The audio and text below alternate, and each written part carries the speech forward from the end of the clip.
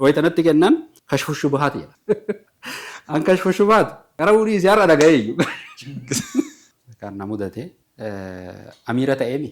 Erga amiira ta'e amma ijoolleen natti bilbilanii natti dhufee tokko ijoolleen qara'uu barbaadanii qaraasisii naan jedhe. Maal qaraasaa jedheen? Bakka kitaaba qaraasiftaa asqarraan iyyaaluu noo naan jedhe. Bamin jedheen በአማርኛ naan jedhe.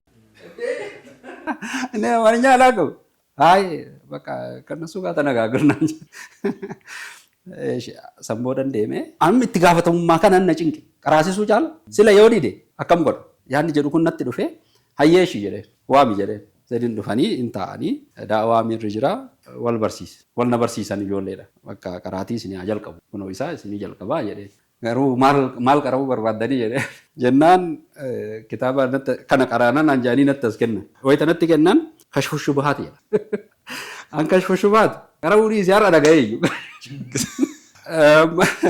akkam godhu kana qaraanaa naan jedhan akkana laalee haga inni wal barsiisu keessa akkana banee dubbise yoo dubbisu waan aqiidaa haasaya okay bakka bareedan qaraanaa jedheen in qaraanaa ayyee jedheeni sa'aatii godhannee beellamannee adda baan an kitaabatti fudhee deemee qara'utti seenee qaraasisuu jedhami xiyyaa qaraa gaaduun deemee na qaraasaa jedheen in qara'ee peejii laman qaraa in dhufaa isaanii jalqaba in qaraasa isaanii deemee in qaraa isaan qaraasisa bifa kanaan rakkoo furuu fi wanti na mudataa ture baay'eedha.